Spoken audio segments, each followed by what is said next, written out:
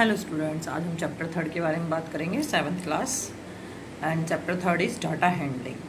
अब सबसे पहले हमारे पास ये इंट्रोडक्शनल वीडियो है, तो इसमें से आपको कुछ भी फिर नोटबुक में नोट डाउन नहीं करना है। जस्ट आपके पास ये इंट्रोडक्शन है चैप्टर थर्ड का।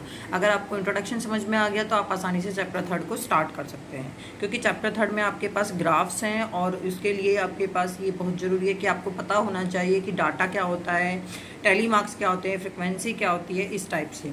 और बहुत सारी इसमें टर्म है जो हम इसमें यूज़ करेंगे। सो फर्स्ट आपके पास है डाटा।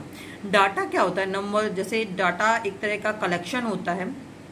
जैसे आपके पास नंबर ऑफ स्टूडेंट हो गए आपकी क्लास में, हाइट्स हो गई उनके आपकी क्लास के अंदर, आपके हाउस में आपके फैमिली मेम्बर्स हो गए, आपके मार्क्स हो गए सब्जेक्ट के, ये सारा कुछ आपके पास डाटा में आता है। तो कुछ भी हो सकता है जिसमें आपके पास कुछ कलेक्शन करना होता है किसी चीज़ का, तो वो आपके पास क्या होगा? डाटा। और इस टाइप से आपके पास ये टर्म है, ये डाटा ही है। इनको हम ऑब्जर्वेशन भी बोलते हैं। क्या बोलते हैं? ऑब्जर्वेशन भी बोलते हैं। जैसे 5, 7, 6, ये सारा कुछ आपके पास डाटा है।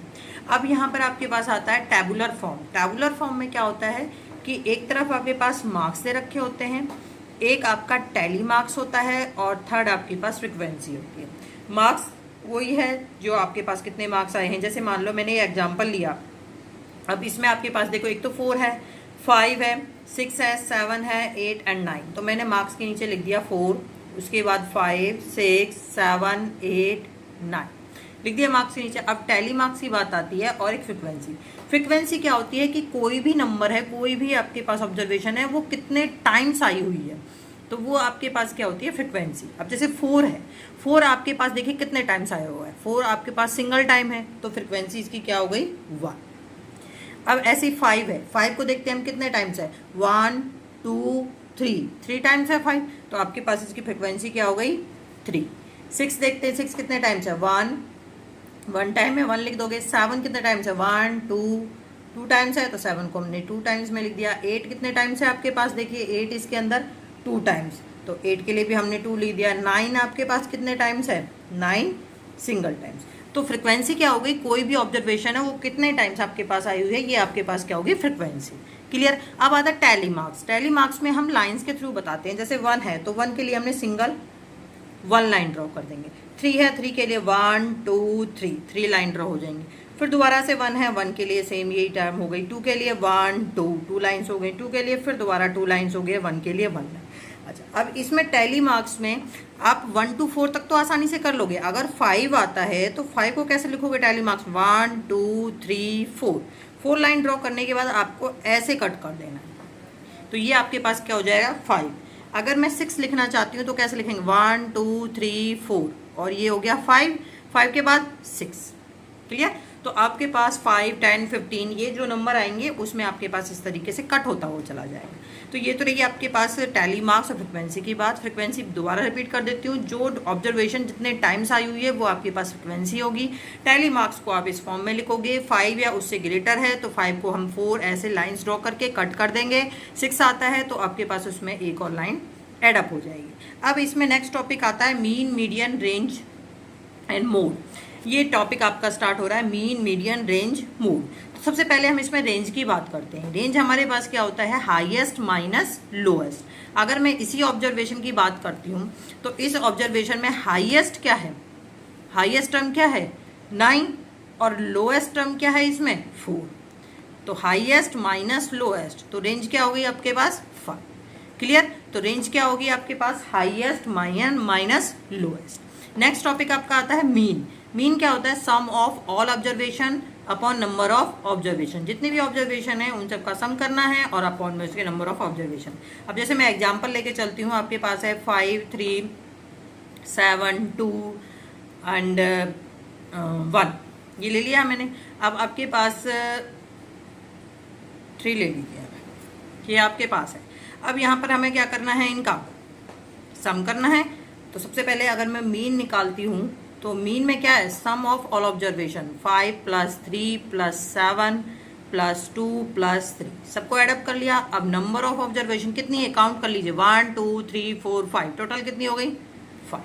तो इन सबको जब ऐड करते हैं, 5 + 3 8 + 7 15, 15 2 17, 17 + 3 20, 20 अपॉन 5, इट मीन्स कट होगी कितना आ गया? 4। तो आपके पास मीन की वैल्यू आ गई। तो मीन क्लियर हो गया, आपके ये एग्जाम्पल लिया है। तो इसी टाइप से क्वेश्चन आते हैं आपके पास। मीन कैसे निकालना है, sum of all observation upon number of observation. Next आपके पास आता है मीडियन। मीडियन के लिए हम क्या करते हैं, मिड वैल्यू निकालनी होती है।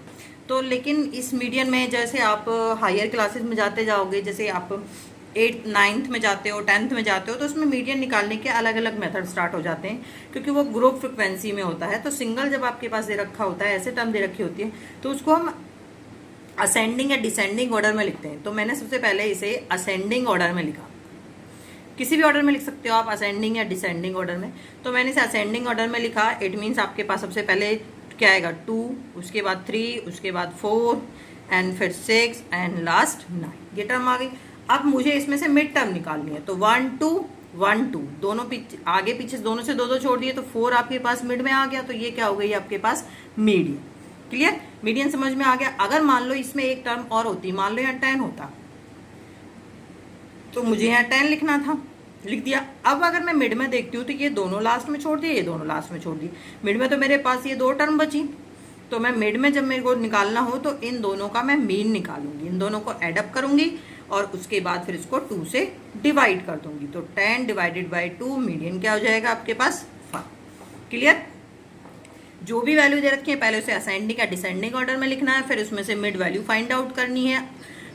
स्टार्टिंग से एंड लास्ट से आपको सेम नंबर छोड़ने हैं, 2 3 4 जो भी आपके छूटे जाते हैं वो नंबर आपको छोड़ने हैं और उसके बाद मिड में वैल्यू फाइंड आउट करनी है। अगर मिड में 2 टर्म्स बचती हैं तो उनको ऐड करके 2 से डिवाइड कर देना। इट मीन्स उनका मीन निकालना है, वो आपके पास क्या होगा, मीडियन। जब आप नेक्स्ट क्लास में 9th क्लास में जाते हो तो मीडियन निकालने का दूसरा तरीका होता है कि आपके पास ऑड है, इवन है, तब क्या करना है। 10th में जाते हो तो इसमें फिर चेंज हो जाता है मीडियन। नेक्स्ट टॉपिक आता है आपके पास मोड। मीन हो गया हमारे पास, रेंज हो गई हमारे पास, मीडियन हो गया। अब हम निकालते हैं इसमें से मोड। मोड क्या होता है हमारे पास, हाईएस्ट फ्रिक्वेंसी। जो फ्रिक्वेंसी हाईएस्ट, मतलब फ्रिक्वेंसी का मतलब जो कितने टाइम्स आई है आपके पास, तो हाईएस्ट फ्रिक्वेंसी इसका मतलब क्या हुआ, जो टर्म सबसे ज्यादा टाइम्स रिपीट हुई है वो आपके पास क्या हो जाएगी, मोड। जैसे मैं इस एग्जाम्पल में देखती हूँ तो कौन सी टर्म है जो सबसे ज्यादा टाइम्स आई है, 3 टाइम्स। कौन सी टर्म आई है, 5। तो 5 क्या हो जाएगा इसका, मोड। क्लियर, जो सबसे ज्यादा टाइम्स आया हुआ है वो क्या बनेगा आपका, मोड। अब नेक्स्ट टॉपिक आपके पास स्टार्ट होता है बार ग्राफ। अब बार ग्राफ आपने 6th क्लास में भी थोड़ा बहुत किया है बार ग्राफ। जैसे मेरे पास मैंने एग्जांपल लिया है, यहाँ पर मार्क्स दे रखे हैं और यहाँ से सब्जेक्ट ले रखे हैं। तो बार ग्राफ के लिए मुझे क्या करना पड़ेगा, ऐसे लाइन ड्रॉ करनी पड़ेगी। ये आपके पास एक्स एक्सिस, ये आपके पास वाई एक्सिस। क्लियर, और यहाँ होता है 0। अब आपके पास देखिए, जैसे सब्जेक्ट आपके पास दे रखे हैं तो सब्जेक्ट को हम कहाँ लेंगे, एक्स एक्सिस पे, और यहाँ हम क्या लेंगे, मार्क्स। क्लियर, तो आपके पास यहाँ पर देखिए सबसे पहले मिनिमम क्या है, 4, और मैक्सिमम क्या है आपके पास इसमें, 8। तो मैं यहाँ पर 2 2 का डिफरेंस ले सकती हूँ। सेम डिफरेंस लेना है, यहाँ जितना डिफरेंस आपका यहाँ है वो आगे लेना है। क्लियर, तो 2 4 6 8 एंड देन 10, ये क्या हो गए आपके मार्क्स। और यहां पर आपके पास क्या हो जाएंगे, सब्जेक्ट। अब आपके पास देखो इंग्लिश में कितने हैं, 7। तो 7 आपका यहाँ आएगा, इन दोनों के मिड में आएगा। तो यहाँ पर आपके पास ऐसे एक बॉक्स बना दो। तो ये किसका है आपके पास, इंग्लिश। आप चाहो यहाँ लिख सकते हो और आप चाहो यहाँ पे भी लिख सकते हो। नेक्स्ट आपका है 8। 8 पे आपके पास थोड़ा सा दूर बनाना है आपको ये, और 8 यहाँ पर है तो आपको ये आपका किसका आ गया आपके पास, साइंस का। ये 8 है, ये 7 है। नेक्स्ट आपके पास क्या है, 4, हिंदी का। तो 4 आपके पास यहाँ आएगा, एक बॉक्स यहाँ बनेगा, किसका है ये, हिंदी का। नेक्स्ट आपके पास क्या है, मैथ कितने हैं, 6। तो आपको मैथ का यहाँ बनाना है। ये आपके पास किसका हो जाएगा, मैथ का, कितना, 6। तो ये आपके पास क्या हो गया, ग्राफ। क्लियर, अब इसी में आपके पास आता है ये तो है सिंगल ग्राफ। अब नेक्स्ट आपके पास आता है double graph. Double bar graph में क्या होता है, यहाँ पर जैसे मार्क्स दे रखे हैं आपको, सब्जेक्ट दे रखा है, तो सब्जेक्ट तो सेम रहेगा, मार्क्स आपके 2 सेम के हो जाएंगे। जैसे फर्स्ट सेम में ये आए, सेकंड सेम में आए। जैसे जस्ट लाइक सितंबर में आपके एग्जाम हुए, दिसंबर में आपके एग्जाम हुए, तो 2 मार्क्स दे रखे होते हैं। तो एक बार आपने ऐसे प्लॉट कर दिया और दूसरी बार ये आपके सेकंड सेम के हो गए। और फर्स्ट सेम के मैं यहाँ पे और ले रही हूँ, जैसे आपके पास हैं 6 7 एंड देन आपके पास 6 और ये आपके पास हो गए 8। क्लियर। ये फर्स्ट सेम के हो गए, सेकंड सेम के हो गए। तो अगर मैं यहाँ लेकर चलना चाहूँ तो मैंने सेकंड सेम ड्रॉ कर दिया, अब मुझे फर्स्ट सेम ड्रॉ करना है।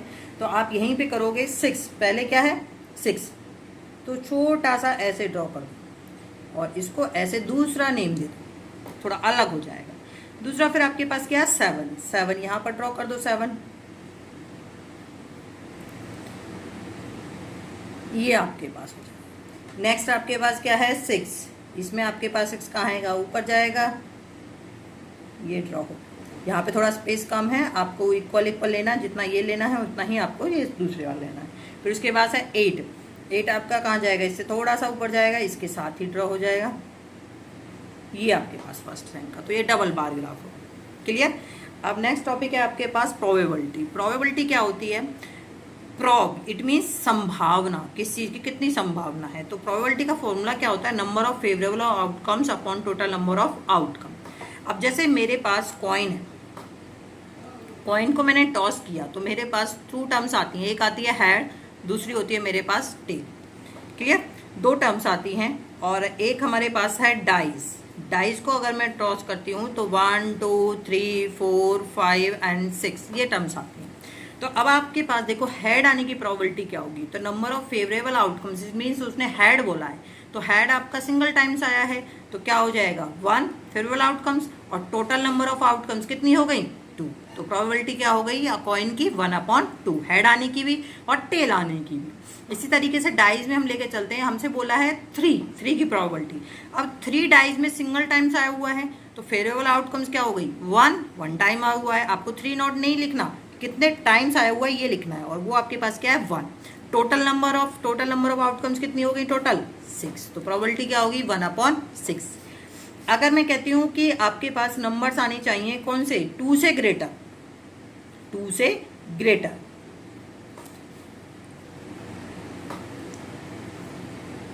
Greater than 2। तो अब देखो 2 से ग्रेटर आपके पास कितने हैं 1 2 3 4, टोटल कितने हो गए, यहां से लेके यहां तक 2 से ग्रेटर हैं तो टोटल कितने हो गए 4। ये ऑब्जर्वेशन है, कितनी ऑब्जर्वेशन आई ये नहीं लिखने आपको, तो अपॉन में क्या आ जाएगा 6, और प्रोबेबिलिटी क्या हो जाएगी 2/3। यहाँ आपके पास चैप्टर 3 के इंट्रोडक्शंस फिनिश हो चुका है। आपको ये इनमें से कुछ भी फिर नोटबुक में नोट डाउन नहीं करना है, जस्ट आपको इसको समझना है। आई होप आपको क्लियर हो गया। अगर आपको वीडियो अच्छी लगे तो लाइक करें और मेरे चैनल को सब्सक्राइब करें। Thank you.